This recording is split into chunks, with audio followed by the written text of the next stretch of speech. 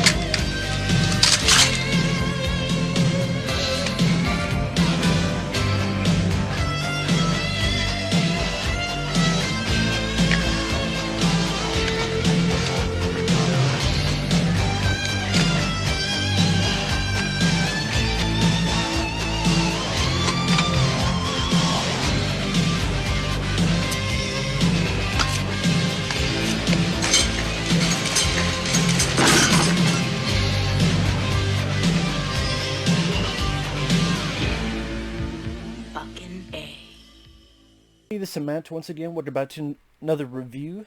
This is a paid request from JS. Thank you so much for that. For those interested in requesting any other type of videos or topics, reactions, re-reviews, or randomness, could be pretty much anything, feel free to send it either directly to my PayPal or join my Patreon. Both links are down below in the info box. And this is for the film Taking Care of Business from 1990. I know one of the reasons JS wanted me to review this was because one of the stars is Charles Grodin, who sadly, he recently passed away. Charles Grodin was with Robert De Niro in Midnight Run, which is a very fun movie. He was the star of the first couple Beethoven films. He was in that piece of shit movie Clifford with Martin Short. That's an awful fucking film. He was in another film called Dave, which that'll be one of the upcoming reviews actually. And he's in this along with James Belushi. A couple people from Star Trek Next Generation's in this. John Delancey, who played Q, and Gates McFadden, who played the doctor on Next Generation. They're in this. Mako from Conan the Barbarian, Conan the Destroyer, plenty of other stuff. He's in this. Taking Care of Business is directed by Arthur Hiller. And Arthur Hiller did one of my favorite comedies, See No Evil, Hear No Evil, with Richard Pryor and Gene Wilder. Actually, he did that the year before this. And yes, this does have the song, Taking Care of Business, it's alright, taking care of business. It has at the very beginning, very end of the film. And long story short, the plot is James Belushi, he's in prison. He has like a day or two left. He's won these tickets to the World Series where the Cubs are playing. And he's like, hey, can you give me this? I'm so close. Can I get out of jail? Hector Elizondo from Leviathan, among others, he said, no, not getting out of jail. And in fact, because you're being an asshole, I'm going to take away TV privileges. Pretty much being a prick. And even Belushi's like, did I say asshole? I said asswipe. You're asswipe. So he gets with the prisoners, including Ken Foray. Cool, Ken Foray from the original Dawn of the Dead. Like, hey, he's in this. Sally doesn't have a lot to do, but it was cool to see him. They help him get out of jail without anyone noticing, so that he could go to the World Series, and then he'll come back, and then again a day or two he'll be officially released. Meanwhile, Charles Grodin, he's a workaholic guy. The woman he loves left him because he's a workaholic. He broke up a vacation because he's this deal, important deal, and you know where this is going. It's going to lead up to work isn't everything, and get back with a girl who sees that he's changed. Yeah, you know where this is going. And Charles Grodin's life is around this. What the hell is it called? Filofax. If you don't, I didn't know what the hell that was at first, but a filofax. I'm not sure if people use this nowadays, but it's a big personalized, like organized wallet. Actually, it looks cool. I actually wouldn't mind having one of these things. Filofax, because it's very detailed, and it's a big planner. You can have all sorts of notes in it, and he puts the keys in it, his credit cards. Like a big fuck all wallet, but it's called Filofax. Part of me wonders if that's why this movie was made. Someone saw this Filofax and let's make a movie around this. Because Charles Grodin, he gets discombobulated, he leaves it. Around the same time, James Belushi walks by, sees it, grabs it, and now he's got Charles Grodin's life. And kind of takes his identity. Takes over his house, watches his TV. People come over, they think it's him. Apparently no one's ever seen Charles Grodin. That's a bit of the plot. I'm like, so no one knows what Charles Grodin looks like? Not a single fucking person? Like, no one knows what he looks like. No one has the faintest idea. Okay. It could have been the fucking mailman for all you know. But he was inside the house, I guess. But he could be the fucking butler for all you know. It's a rich fucking place. How about like, hey, show me some ID? Nah, we're not going into that. So, he pretty much goes in the meetings, having his own James Belushi attitude, fucking things up, while Charles Grodin is looking for that, and gets either to the gutter, beaten up, thrown to a dumpster. This other girl he meets who had a crush on him. He tries to get into his house. He goes to jail. Sadly, this film was alright. It was okay. Mainly because, I liked the cast. It went at a decent pace. It wasn't boring. It was lighthearted.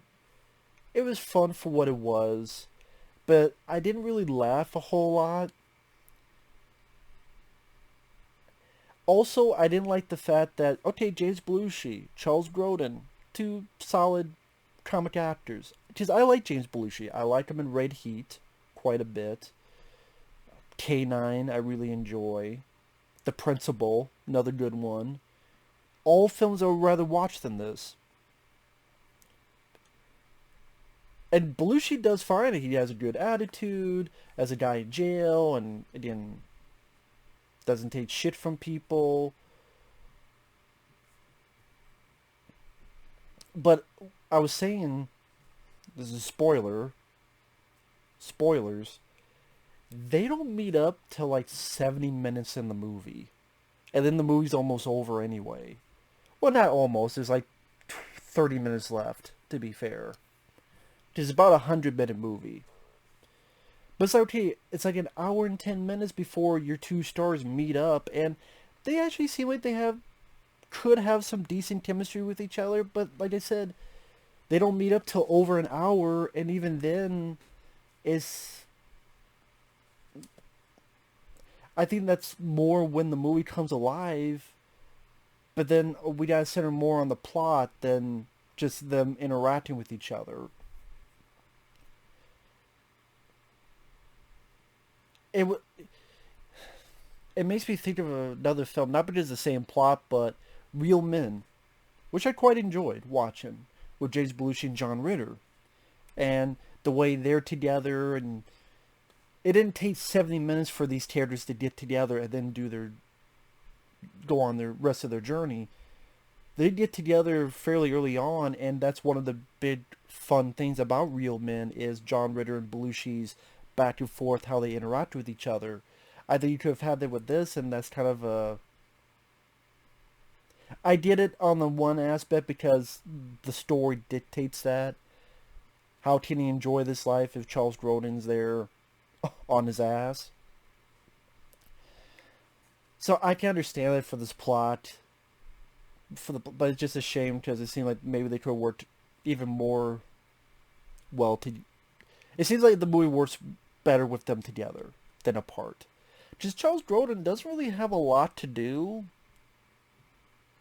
It's he listens to these guys, goes in a direction, gets beat up, thrown into a dumpster. You know, there's not a lot that to remember.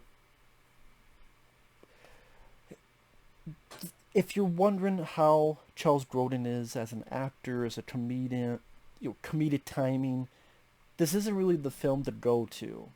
Like Midnight Run would be the film to go to, as well as other films. Not really this, because, like I said, he doesn't feel like he has much to do.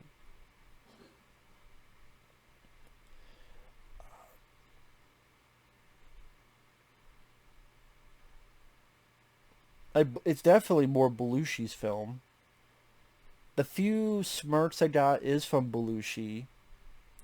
Like when he's in a meeting, I'm not good in these meetings. I'm out of here. By the way, nice tits. Says that the date's been fattened. By the way, nice tits. And Mako, like he beats Mako at tennis, and Mako is pissed at it, but at the same time he respects the guy for not, just losing. Even during the meeting, Mako he goes, yes, you have nice breasts, and leaves. Yeah, not a typical thing for Mako to say. I think that's one of the reasons it was okay as a time waster, because I liked the cast, and the pacing wasn't too slow, and you Belushi enjoying the rich life, enjoying like this bit where he's in the one of the bedrooms, and this thing comes out of kind of the floor. It's Evian water. This is an shit.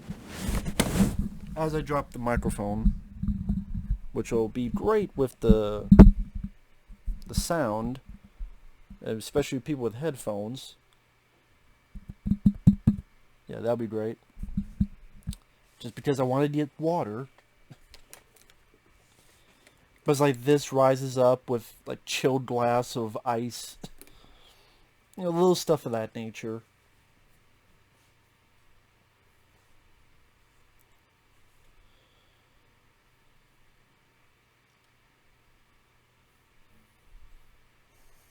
And that's what I mean, when they finally get together and Charles Grodin gets into the house and there's Belushi, and then Grodin is in this like high insanity, oh, you're here, huh? And then the phone rings, yeah? Hi, Ted. What? Give me Diane. Damn it! And he's like this insanity look to him and craze as he keeps trying to beat up Belushi, but Belushi keeps throwing him. No matter how many times Grodin lunges. Oh, okay, yeah, the movie's alive now, but we're like 70 minutes in. And then most of that is just they either go watch the baseball game, or they're at the meeting and Charles Grodin and them stand up for himself.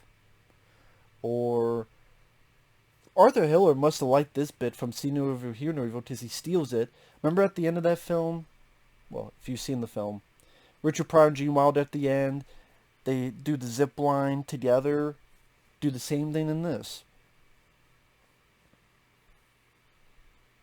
And you have the happy Hollywood ending, spoiler alert, where things work out, Belushi gets back in prison, then pretty soon after he's released, gets with Charles Grodin, Grodin's made up with his wife, the love of his life. He's now fired, wondering what to do next. And like a minute, Mako calls up, says, I liked you guys. I want you two to work for me. And Charles Grodin's like, yeah, we'll think about it. He'll do it, but it's to show that it's not about work. He's going to go on vacation with his wife. And I guess Belushi met someone, so he's going to go with her. So they'll probably maybe go as a couple. You have that song, Taking Care of Business, and that's the movie. And again, I think at best for me this is a time waster, because I like James Belushi, I like Charles Grodin. Like I said, cool to see people like Ken Foray pop up, but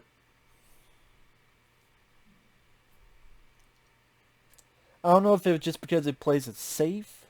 I don't know if it's just because it plays it kind of typical. There's really no twists and turns in it. I'm not saying it absolutely needs that, but it'd be welcome. You can see things coming a mile away, and there's nothing hilarious, gut-busting I can think of in relation to this film. It's just, and I think Grodin was used not as well as he could have been. And again, these two are talented. I think seems like they could work well together, but that comes in too late because 70 minutes in, then they pop in together. It's like, okay, there's some magic there, and then it's a time waster for me. I would never see the film again.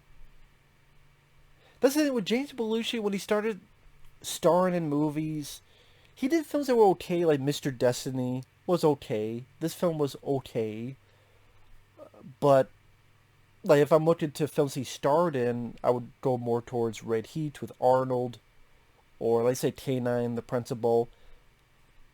They just seemed either just more entertaining, more interesting movies to me. This and Mr. Destiny, like I said, they were okay, but just I don't think they were big box office hits, and I can see why. I can understand why. Not because they're awful films, but they're kind of meh movies. And that's kind of the hard movie to review. It's not the passion of loving it, and it's underrated and awesome. It's not the passion of hating it. It just, it was alright. And I don't really know what else to say. And I'll just be repeating myself and try to think of 10 other ways to go alright, okay, time waster, what other similar things to describe it. Yeah, it's not a bad film. If you miss Charles Grodin, sure, pop it up. But after Midnight Run, after perhaps even the first Beethoven, then maybe pop this up for Charles Grodin. Maybe. But, yeah, not a bad film, just meh. So, with that said, thanks for watching, take care. We'll see you guys later. Bye-bye.